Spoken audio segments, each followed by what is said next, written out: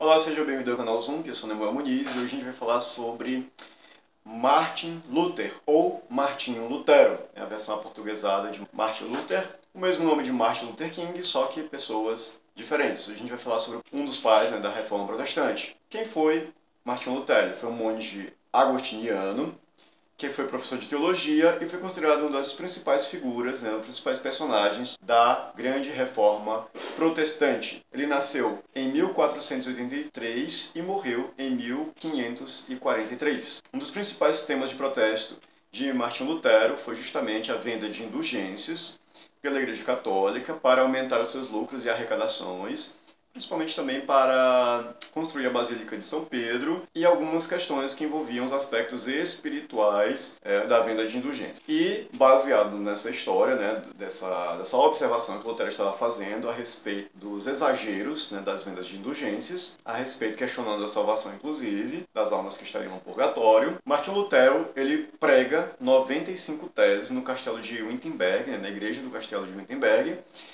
e era como assim, o equivalente a você publicar na internet, publicar no Facebook ou no YouTube da vida. Chegou lá na porta da igreja e pregou as 95 teses, desafiando publicamente a autoridade da igreja, a autoridade do Papa, e chamando os clérigos para o debate teológico, coisa que a igreja não queria, porque ela não queria seu poder sendo questionado por um de seus monges ou um dos seus sacerdotes. Então, como algumas das principais reivindicações de Martim Lutero foram a diminuição do número de cardeais da Igreja e outras exigências da corte papal, a abolição das rendas do Papa, o reconhecimento do governo secular, a renúncia da exigência papal pelo poder temporal, a abolição dos interditos e outros exageros cometidos pela Igreja no processo de excomunhão, a abolição das peregrinações nocivas, a eliminação dos excessivos dias santos, a supressão dos conventos para monjas, da mendicidade e da suntuosidade, e também a reforma das universidades. A abrogação do celibato para clérigos, ele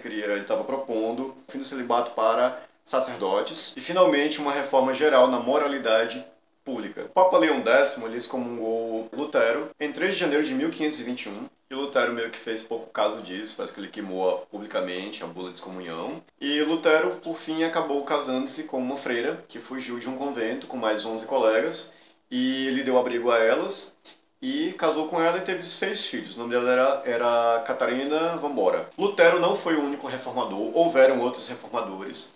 Dentre esses reformadores estava João Calvino, que contrastava com Lutero em alguns pontos. Dentre esses pontos, era que Lutero estava propondo uma reforma do catolicismo. Ele não queria destruir o catolicismo, nem queria criar uma nova religião. Lutero queria que a igreja fosse reformada, ou seja, que ela parasse naquele rumo que ela estava, de centralização de poderes, e voltasse aos aspectos espirituais descritos nas escrituras sagradas e revisasse alguns dogmas e alguns ensinamentos que estavam distantes dos ensinamentos bíblicos. Já João Calvino acreditava que a igreja já estava tão corrompida e tão corroída que ela não poderia mais ser reformada, ela não poderia ser mais regenerada. Era necessário criar uma nova igreja, e essa nova igreja, os moldes calvinistas, iria seguir os ensinamentos e princípios bíblicos somente. Haveria uma volta aos ensinamentos primitivos, ou seja, da igreja dos primeiros apóstolos, os ensinamentos apostólicos descritos na Bíblia Sagrada. Essa era a proposta de João Calvino, que contrastava com a visão de Lutero. Então, Lutero, apesar de ele querer reformar a igreja, ele acabou se distanciando desse objetivo por um motivo muito lógico, que é que a igreja não queria ser reformada. Ela não aceitou nenhuma das reformas na época e o combateu duramente. Entretanto, Lutero tinha a proteção dos príncipes dos nobres da época e conseguiu sobreviver, porque ele foi convidado várias vezes a revogar todos os seus pontos, revogar as suas reivindicações, revogar as suas descobertas, vamos colocar assim, bíblicas, que ele encontrou nas escrituras sagradas. E ele foi convidado, ou convidado entre aspas, convidado é uma forma bonita de dizer, mas na verdade ele estava meio que sendo obrigado mesmo, com a sua própria vida, correndo risco, a revogar os seus preceitos que ele tinha acabado de encontrar na Bíblia Sagrada. E Lutero não fez isso. Lutero se manteve firme àquele propósito que ele tinha de encontrar nas Escrituras e se basear nas Escrituras Sagradas para fundamentar a sua fé. Então, Lutero, um dos princípios de Lutero é a sola escritura, ou seja, somente a Escritura Sagrada. Então ele resolveu fundamentar a sua fé não nos ensinamentos humanos, não na tradição humana, né, vazia e jeito ao tempo, mas na Escritura Sagrada, e nestes ensinamentos ele baseou a sua fé, baseou seus ensinamentos, baseou a sua vida dali para frente. Então, Lutero morre e ele é sepultado na igreja de Wittenberg, onde tudo começou, onde ele fez a pregação, onde ele pregou as conhecidas 95 teses, e essa igreja de Wittenberg fica em Wittenberg, né, na Alemanha. E aí vale um questionamento, né? Quais foram as verdadeiras contribuições de Martinho Lutero para o cristianismo? Ao ler o livro de Romanos, ele percebe que a palavra costumeiramente usada para penitência, ela tem outro significado espiritual mais profundo. E essa palavra é arrependimento. Ao recolocar a palavra de penitência para arrependimento, no livro de Romanos, todo o significado do que significa salvação, do que significa fé, do que significa valores de natureza espiritual, eles são remodelados, eles são revistos, tá? E dá base para a abertura da nova doutrina, né? Desse novo ensinamento baseado na Escritura Sagrada. Então ele tem essa sacada de que aquela palavra penitência estava sendo usada de uma forma incorreta, e a forma correta de se usar não foi somente essa, né? Ele teve várias outras sacadas, teve vários outros insights interessantes, mas inicialmente ele tem esse pensamento que foi uma contribuição muito valorosa para o cristianismo, que a palavra penitência estava sendo empregada no sentido errado e que o sentido real dela seria arrependimento, arrependimento de pecados. Então isso tem algumas implicações no sentido espiritual e tem algumas implicações no sentido da salvação, como arrepender-se diante de Deus, por exemplo, né, para que ele possa perdoar dos seus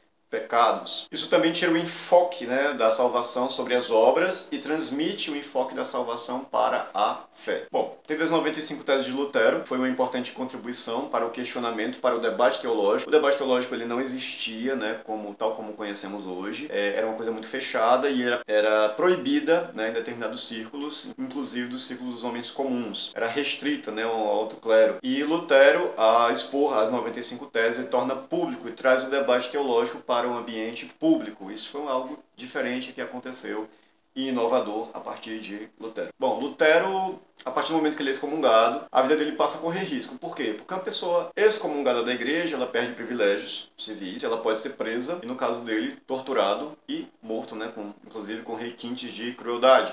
As pessoas presas por crime de heresia poderiam ser queimados vivos, como algumas pessoas que traduziram a Bíblia para outros idiomas também foram queimados vivos, e seus exemplares também foram queimados. Então, assim, apesar das perseguições sofridas por Lutero, e apesar, né, de toda essa cisma, né, que teve com o catolicismo, João Paulo II chegou a reconhecer que os esforços de Lutero influenciaram positivamente a Igreja Católica e influenciaram a sociedade secular ocidental, e também a natureza religiosa do Ocidente foi influenciada positivamente por Lutero.